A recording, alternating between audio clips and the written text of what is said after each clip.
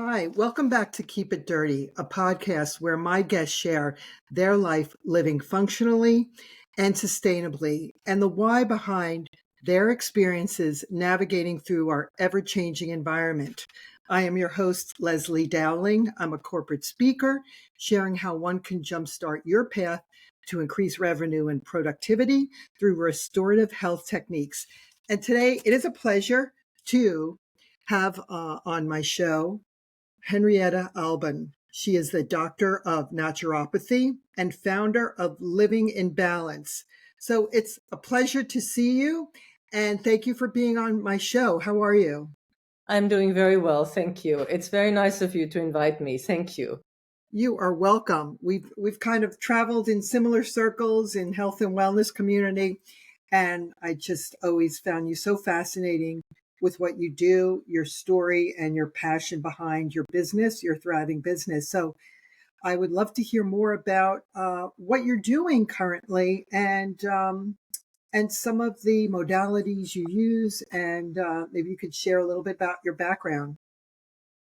I could, so let's start there. I am born in Switzerland and came to this country when I was 27 and worked corporate for quite some time until I decided I wanted to continue my holistic tendencies that had started in Switzerland with shiatsu, and I also studied in New York with ohashiatsu for a year. So that was really great. Then I had a son and I did art marketing, and then I worked for a bank, and at some point I developed a cream, and then I worked for a cosmetics company, and then I moved to Maryland in 89 and developed my own cream, not for other people. So I had some cosmetic stuff. I have banking, I have international business, I have art background. Wow. And the passion, though, Leslie, has always been to work and live in a holistic way. So it's you can say I'm a holistic practitioner, but unless you look at everything, we're not. And you have to live the life, you have to walk the talk.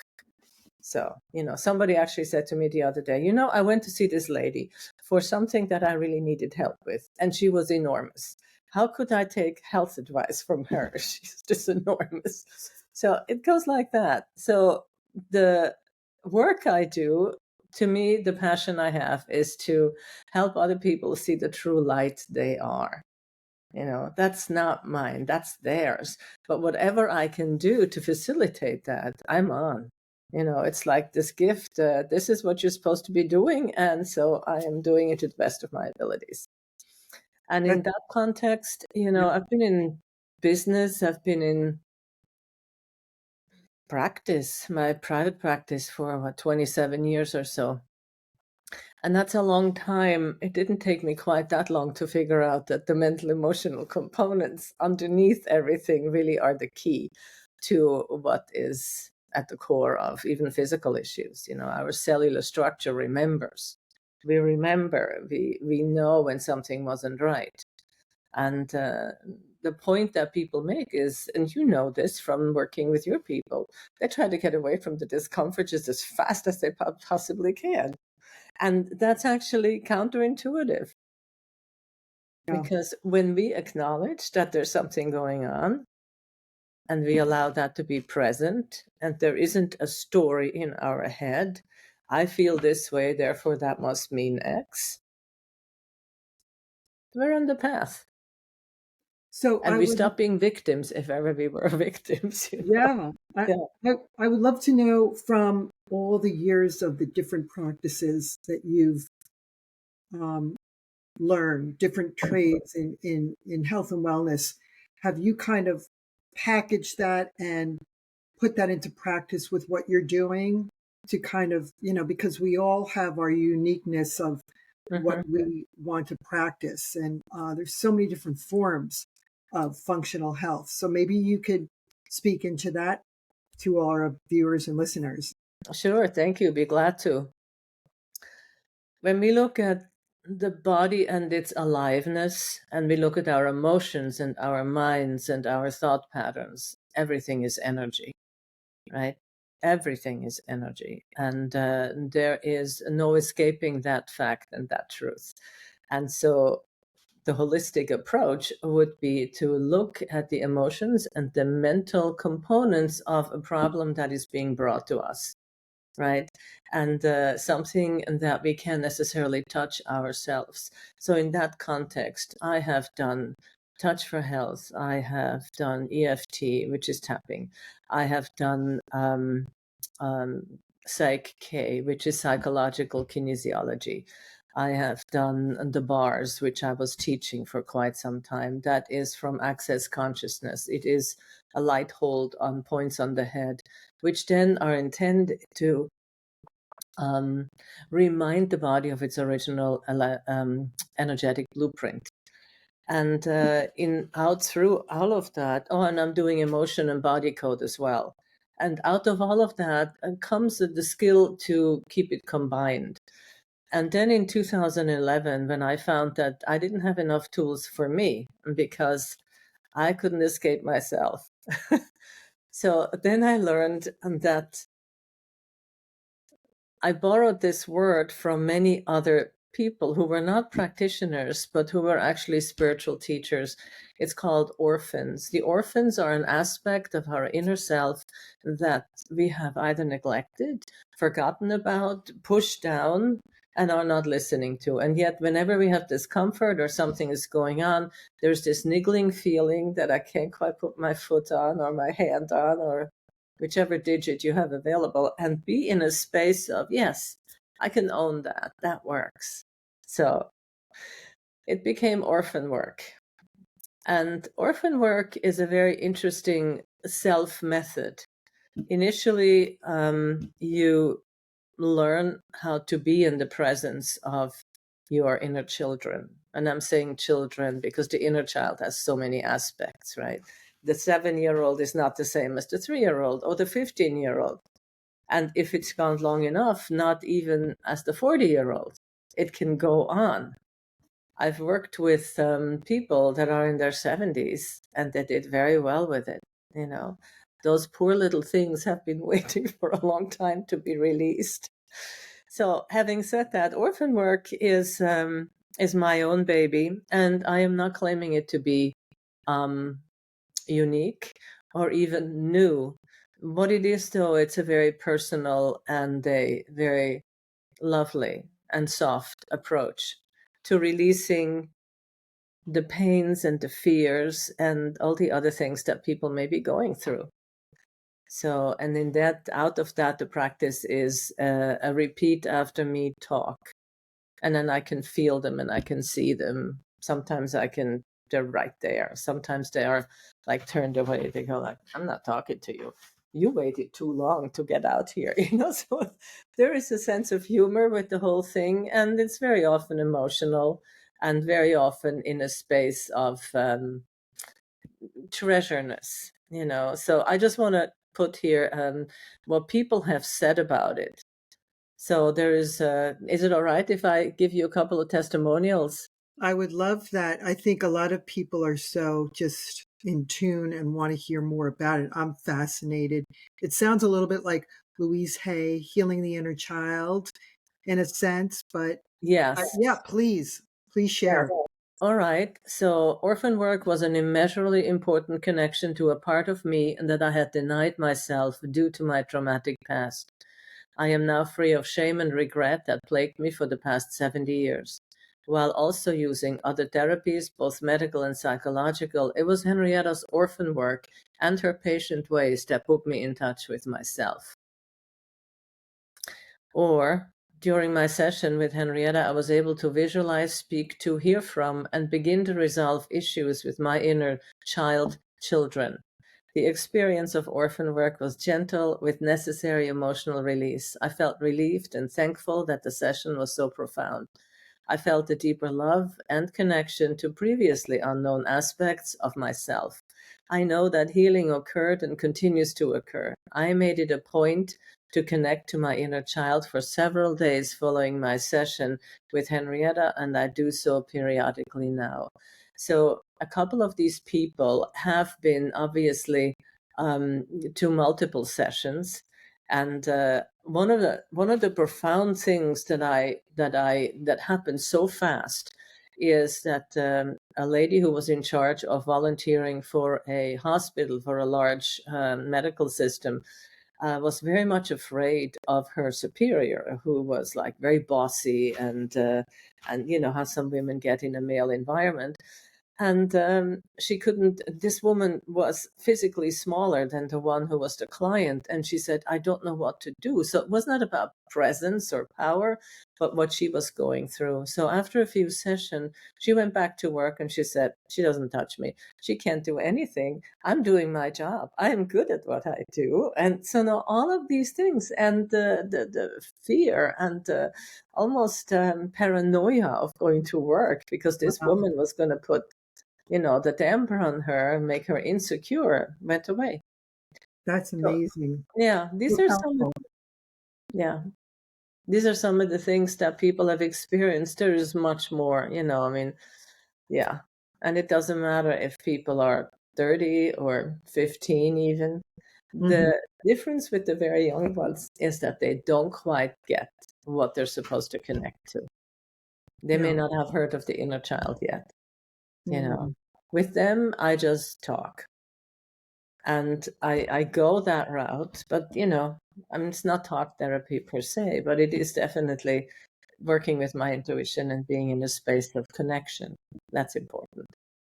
Yeah, and you brought up something interesting. So, being intuitive, right? And just being able to tap in or read people or people opening up to someone that is open to that. How has that been really helpful as a tool, being so intuitive with people? And how has that just changed? Or you've always been that way? No, no, I wasn't. I always had an intuitive aspect with people. I could sense them and feel them, and sometimes I could see on the left side I mean, I chose it on, well, it doesn't matter, on my left side. Okay. That there is an auric field that I can perceive, and it isn't color, but I can see whether people are clear or there is like a shadow there. But for the most part, I've been a lot of funky places with my own life, Hmm. and being in a space of connecting with others, I'm able to sense what's going on with them. And I see it from body language. It's not my first rodeo. Yeah. I'm in my early 70s. So you find things that are universal. And I say when people ask me, I know the human heart. Hmm. And from there, Leslie, it's not very difficult to connect. Those hidden fears that people think they're so far over here, Yeah. they're not, they're all on the surface. So it's Mm. very helpful to work with someone like that because it's a shortcut to knowing. Hmm. That's really, wow, that's really powerful. I mean, it Mhm. just, I guess also wisdom. And Yeah. like you're saying, you've been there, done it, you've experienced. And I would think that also kind of fine tunes somebody that's a practitioner to really focus on, um, just creating your own wisdom when it comes to working with people and incorporating what you're good at. And it's that unspoken, I guess, language that you have Yeah. with people too, which is really amazing. Thank So you. I would love to hear more about, was there anything, as a child, did you have a role model, or really do you think was a catalyst to what you're doing today that maybe you never really put that connection to until years ago, to say, wow, maybe this person really put me on that path? Not really. Okay. So the thing, no, I love the question, because people love to refer to mentors, Yeah. and I never had one. It's just the way it went, and I think I came into this life to be here now and to do what I do. And when we look at it from this deeper spiritual connection with the invisible world, invisible to our eyes, but not non-sensory, we can be aware, our perception knows that we have been something that is connected to what we do today. And drawing from that, I often connect to my multidimensional self. To me, that is like every day. It's not a visual that you see, but it's you have help. We all have that if we are able to tune in. And what I do when I do body and emotion code, for example, Leslie, I go to a place where I'm just so open, and I let the software of the body code guide me through the program and watch the people and see what my pendulum says. And know the answer before it actually pendles, So it's a very powerful tool as well. And intuition is helpful in just making connections with different events and different generations. And one of the things that we all know, and I'm sure others have told you this also, is that we have generational, technical term, crap. Okay? Yeah. We have generational stuff that nobody needs anymore. It's really finished. And yet there it's snagging. It's like, you have a snag on your preferred cashmere sweater. It just pulls a thread and you go like, what is this? So that's a little how it feels when people don't quite know how to put their finger on it. Yeah, I think we can all understand and relate to that. And just from your explanation, it took me back to when I was a little girl. I remember watching. I guess it was when it was actually on TV, one of the movie channels. And do you remember the movie called Sybil, where she had 24 different personalities? And I just remember, as you're talking, like in the movie, the little girl stood up and they addressed the little girl and then just made peace with her. Then there was the teacher. Then there was that wild side woman who was partier. And it was just, and that's the way that she coped with the trauma in her life, creating all these. So is it sort of like that healing where you bring up to the present, that little girl or little boy in you? So it's just curious. Yes. So, like I said earlier, there are different age groups at which point certain traumas have happened. But Yeah. one of the most interesting things that I found in this work is that when a child is pre-verbal, there is usually an older orphan, and that has come multiple times in sessions, that there is an orphan that may be 5 or 6 years old and she's holding a little baby. So when the trauma happened in a pre-verbal state, I noticed that they can't speak for themselves. So there is another one. And I sense when there's more than one or two there, because they are all connected to a similar trauma. So when let's say you have one and you are verbal and you're like 3 and something really awful happens, or just, it doesn't even have to be specifically horrible. Everyone is so unique and everyone is precious and different. And the innocence that we come in with is leaving us wide open, and we simply don't have any defenses. And so when, let's just say, a 3-year-old has had a trauma and she is able to verbalize that, you can talk to her directly.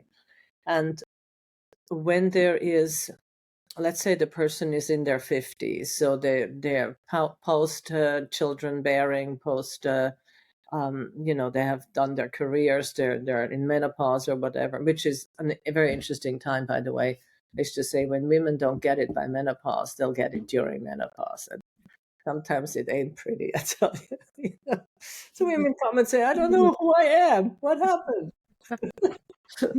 That's great. And addressing this little child, I go through the body, I ask the person, and so many of these emotional releases are in fact stored in the body. So I go to where in your body. So they speak of the trauma, they speak of what's going on. And my question then is, where in your body do you feel that? And they tell me, and I say, on a scale of 0 to 10, how strong is it? And they tell me, and I'm going, great. And what's the type of feeling? What does it, oh, it's churning, or it's and this work is a whole lot easier with people who know their bodies and their sensations, and women are great with that. Men, some yes, and some not at all. Hmm. So what do you mean I feel in my body?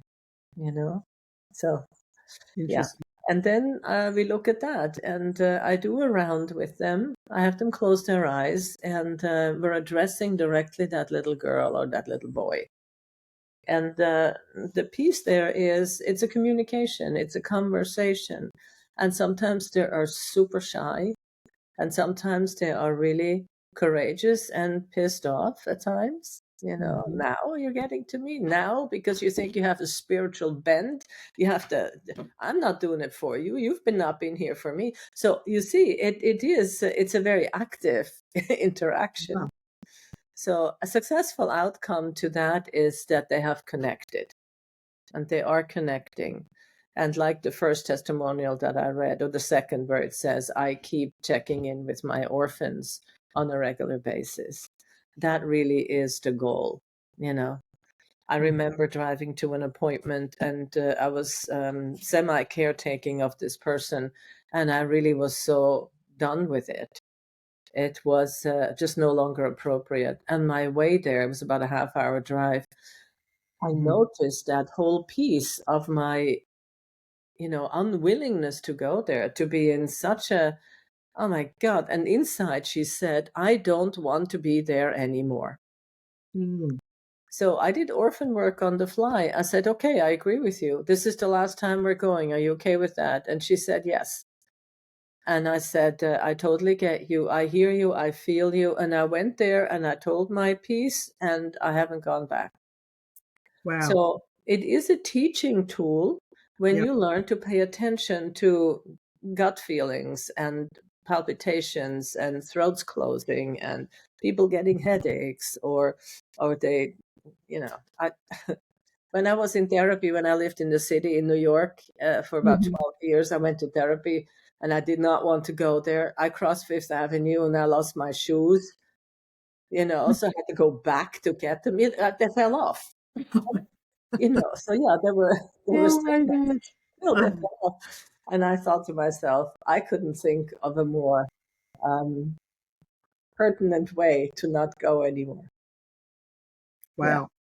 So there are many ways when we are willing to pay attention to what's going on, and it requires a certain desire to be going deep. Not Mhm. everybody wants to. Yeah, and then I know that you do hold group sessions or programs, and which ones have you seen have been the most successful? Probably EFT. Oh, okay. Because you're speaking out loud, you're tapping, even though and generally I do a generic piece, but I did it at a former yoga studio several times, classes like that. And the orphan work I have used a little bit in my women's group, and when I am ready, I will teach classes on it. At the Mhm. moment, this is 10 years ago, 12 years ago since I started. Um, I'm pretty sure with people what I can do and what's possible.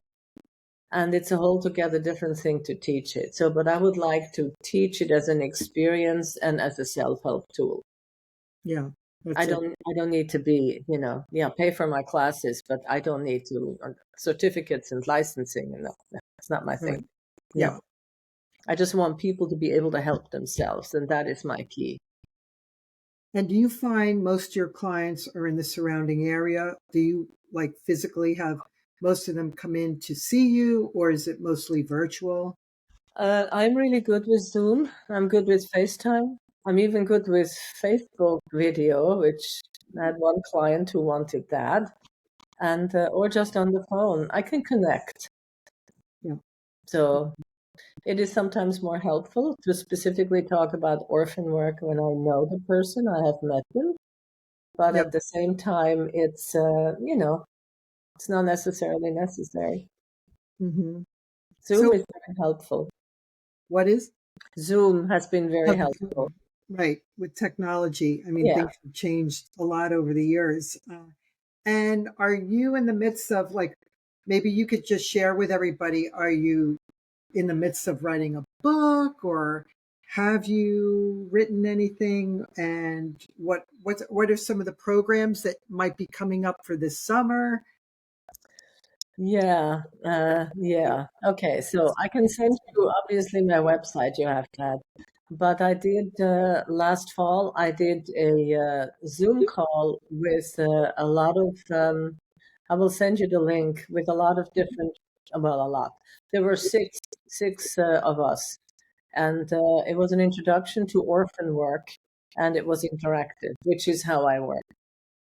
Yeah. The yes, writing is definitely my inner self says, so get to it already. What are you waiting for? You have to do this now.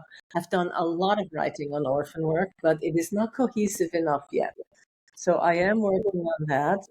But just to give a little bit of a private story beside that, last year I moved in with the love of my life, who is we met 20 years ago and we're not really connected then.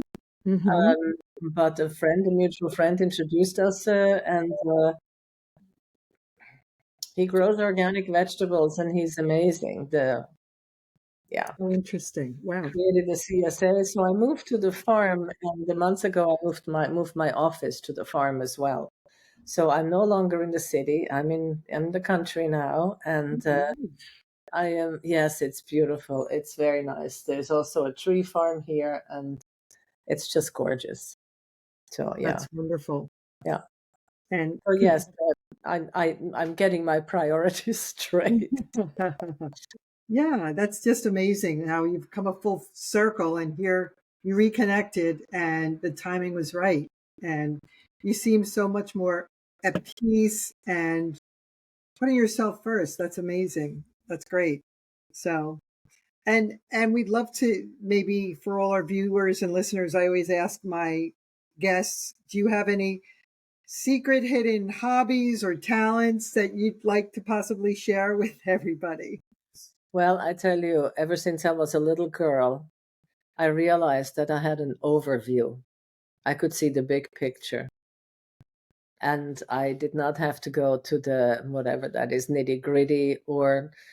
And I'm being intuitive. There is also a certain element of abstract thinking that goes with it, and sometimes people get what I tell people when I work with them is as the part of you that had to hear this was listening. Don't bother your head remembering everything because it's impossible. This is new work and it's new stuff. Just keep to the feeling and be in a space of allowing and receiving. So to me, um, there is an expectation of how people respond. And when they touch their own softness, that's amazing. It's amazing. Yeah. Should see that the glow in their faces. Yeah. So, and not everybody can say that they are following their passions or doing something that they love to do. People go to work and they just go to work because they have to bring home the bacon, and they're not, their heart's not in it. Hmm. So it's such a pleasure when you meet people that are truly passionate with what they're doing. They found their calling in life. I'd like to speak to that, if I may. Absolutely. We make it wrong. Lots of people do. We make it wrong when we are not following our passion. We make wrong how we feel. And I would like to invite everyone or anyone who's listening and finds themselves in a situation where they think they are forced to be in a job they don't like. My suggestion is it providing living? Is it providing pleasure? Is it providing food? Does it take care of the family? Why would you resent that? That is an enormous gift. And not everybody has their own vision, Leslie. Not everybody follows their own passion. It is a privilege to tune into a vision of someone for whom we work. Yeah. to have vision, and not every one of us is a genius and has a vision, you know. To me right now, I mean, the last 10 years, I know I'm here because I have to, but you know, the first 50 years or so, they weren't that smart, not that easy, or that, you know, you learn things, you keep putting it together until it's actually coming into your being. And once we're in that being, and there is a discovery that everything melts together, and that's beautiful. Absolutely. And then when that energy field is that way, life can happen. So, was it hard or bittersweet closing the door to and opening up a new door now, establishing your business here? Well, there on the farm. I mean, how did that change things? Or, yeah, I'd Well, love to know. I used to live alone for what, 20 years. So you have your ways and you have your habits and you have your environment, and you don't share it with anyone. I mean, if somebody comes to visit and they stay over, that's fine. You know, Yeah. it's not anything else. And initially, I was incredibly scared because I said, all right, what if this doesn't work out and I have to start all over again?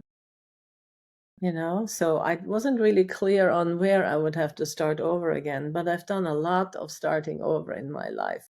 So a very close friend of mine said, okay, so you know how to scrub dishes, you know how to clean toilets, you know how to do this, that, and the other, and you're a gardener, you know how to farm, you know how to do all of that. And yes, it's true, I've done that for a couple of decades, as well as the naturopathy and everything else. And I said, you know, you're right. I could do all of this. And the steadfastness of my love was amazing. You He are, just never wavered, not for a moment. He let me go through my hiccups, and yeah. just there he was, and it was perfect.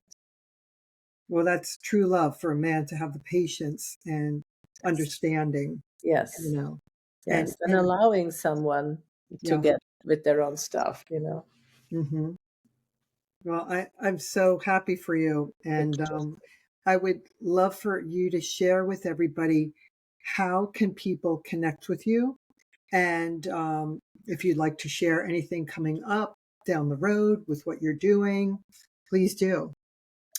Well, my website is henriettaalban.com, and I don't know if you can post it. Um, if you have all right, great. Yes. On And the show notes, I can put that in. Yep, yes, yes, super. absolutely. And I will send you the link to the video. It's that was regarded. It's about an hour, Okay. a little bit more on orphan work, and then we have a CSA. The farm is called eatmogreens.com. I love that. A little plug. So Perfect. organic, beautifully locally grown. We're up in the Blue Marsh area. It's lovely here. Yeah. Hmm.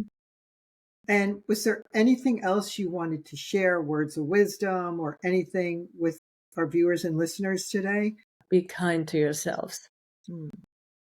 because we speak of self-love and self-care, and some people certainly say, well, I don't really like who I am. And then start by, you know, there's some people who suggest, well, just tell yourself that you love you, you know. And I'm going like, no, there's that gremlin over here that says, yeah, right, mostly not true, you know. So I want to love myself more. I want to be in a space of inner peace. I seek to love all of who I am. You know, this is all in the becoming stage. And then when you're there, you don't have to say I love you anymore because you're already got it. Yeah. Well, this has been such a pleasure to have you on. And I want to thank you for taking the time out of your day to be on my podcast, Keep It Dirty. And I'd love to have you back on. I'd love for you to share some other things that you're doing and possibly a little more about if you're writing some sort of book or something. Yeah. Oh God, Leslie, it's in the offing. I know. This is a question that's often asked. I've been told, become an author, and then you have your own professional, uh, you know, place in life. And You have so much to share, I Henrietta. do. I do. It's true. You I really do. do. But you know what? What's beautiful, and that is what I loved about your questions, and thank you for that, is that you put a question to me and the drawer opens and answers appear. Mm, I am not an academician who can just speak to I mean, I can speak to a lot of topics, but sure. ask. So I'm always interactive. And that to me is key. We're in a community to talk to each other, you know? Yeah. And I'm so interested in people. And I'm never surprised and I don't judge. And I find it just amazing. And And you thank have you such for a the beautiful, opportunity to say all this. yeah, no, and you have such a beautiful aura and energy. And I always just feel so connected as if I've known you for so many years. Yeah, but we do actually. Right. Well, and that's another interesting topic for conversation that we could Yeah, get into, uh, yeah, because there's definitely the generational, like, we were connected somewhere, somehow. And I totally am a firm believer in that. And that's the way I was raised. And that would be another fascinating topic of conversation. yeah. So, yeah, I really appreciate today. No, And it was a pleasure. Thank you. you're welcome. And for all our viewers and listeners, just remember to get out there, ground with Mother Earth, enjoy now the beautiful season that's coming up, spring, summer, and just remember, ground with Mother Earth and keep it dirty. Take care, everybody.